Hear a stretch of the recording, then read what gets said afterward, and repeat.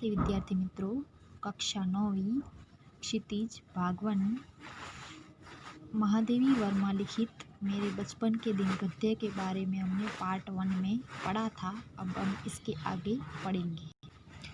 तो महादेवी वर्मा लिखित मेरे बचपन के दिन में 200 वर्ष तक कई पीढ़ियों तक कोई लड़की थी ही नहीं, और लड़की पैदा होती थी तो उनको परम धाम भेज दिया करते थे। फिर महादेवी वर्मा उत्पन्न हुई तो उनकी बहुत खातिर हुई और वो सब उनको नहीं सहना पड़ा जो अन्य लड़कों को सहना पड़ता था। उनके पिता फारसी और उर्दू भी जानते थे, अंग्रेजी भी जानते थे। सिर्फ हिंदी का ही उनके घर में कोई वातावरण था नहीं।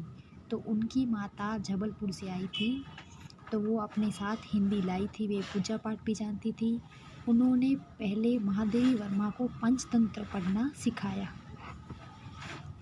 उनके बाबा कहते थे कि इसको तो हम विदुषी बनाएंगे। इसके लिए महादेवी वर्मा के लिए उनके पिता के विचार बहुत ही ऊंचे थे। इसलिए उन्होंने महादेवी वर्मा को पंचतंत्र भी सिखाया, संस्कृत भी पढ़ाई, और वो चाहते थे कि उनको उर्दू और फारसी भी सिखाएं वो।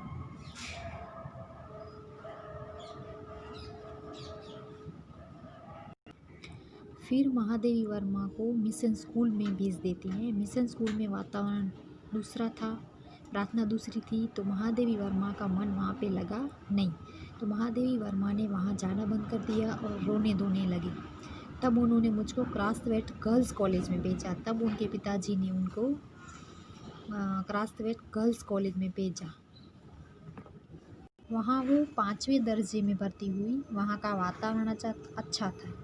उस समय हिंदू लड़कियां भी थी, ईसाई लड़कियां भी थी। हम लोगों का एक ही मेस था। उस मेस में प्याज तक नहीं बनता था।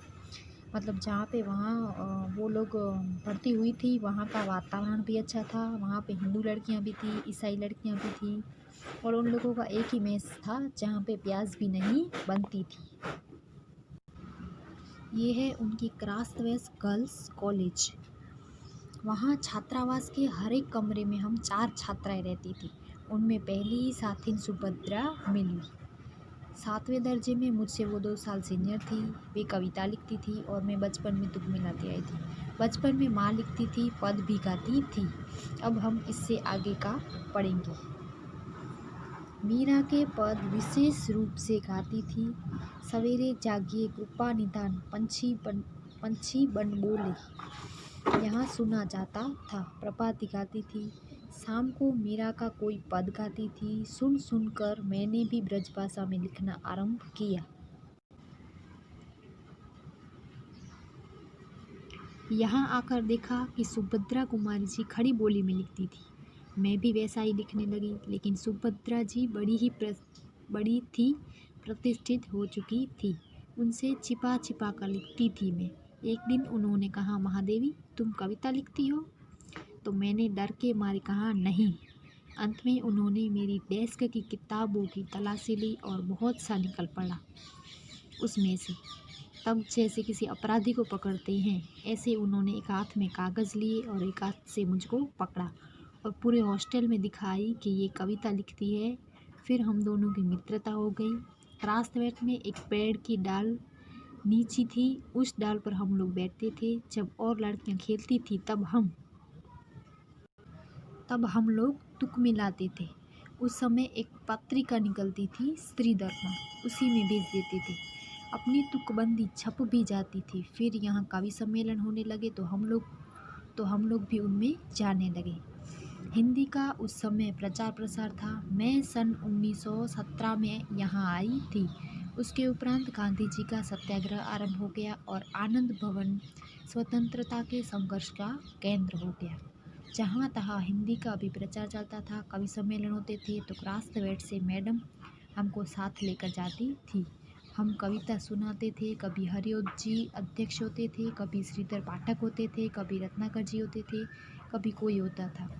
कब हमारा नाम पुकारा जाए बेचैनी से सुनते रहते थे। मुझको प्राय प्रथम पुरस्कार मिला था। 100 से कम पदक नहीं मिले होंगे उसमें।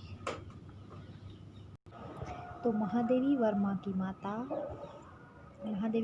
की माता विशेष रूप से विशेष रूप से पद गाती थी और प्रभाती गाती थी। उनको सुन सुनकर महादेवी वर्मा ने भी ब्रज भाषा में लिखना आरंभ किया था।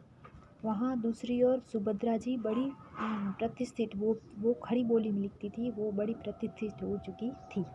तो महादेवी वर्मा उनसे छिपा छिपा कर लिखती थी।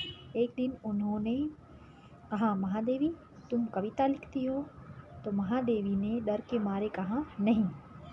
अंत में सुभद्रा जी ने एक दिन उनको उनकी डेस्क की किताबों की तलाशी ली होगी, तो सुभद्रा जी को बहुत सा निकल पड़ा उसमें से। फिर जब ये सब पता चला, तब जैसे किसी अपराधी को पकड़ते हैं ऐसे उन्होंने एक हाथ में कागज़ लिए और एक हाथ से महादेवी वर्मा को पकड़कर पूरे हॉस्टल में दिखाया कि महादेवी भी कविताएं लिखती हैं। फिर ऐसे दोनों की मित्रता हो जाती है।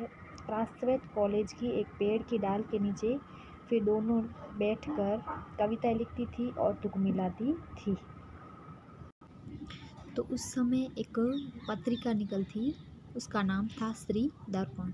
उसी में महादेवी वर्मा और सुभद्रा जी अपनी कविताएं भेजती थी, तो कविताएं उनकी छप भी जाती थी।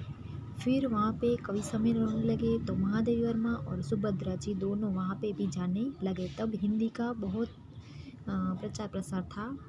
मैं सन 1917 में यहाँ आई थी। उसके उपरांत गांधी जी का सत्याग्रह आरंभ हो गया। कवि सम्मेलन होते थे तो राष्ट्रवेद में मैडम हमको साथ लेकर जाती थी।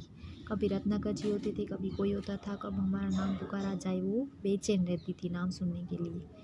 फिर मुझको प्रथम पुरस्कार मिला था। 100 से कम पदक नहीं होंगे। महादेवी वर्मा को एक पुरस्कार दिया जाता है जिसमें 100 से कम पदक नहीं मिले होंगे उसमें, मतलब 100 से कम पदक नहीं होंगे उसमें।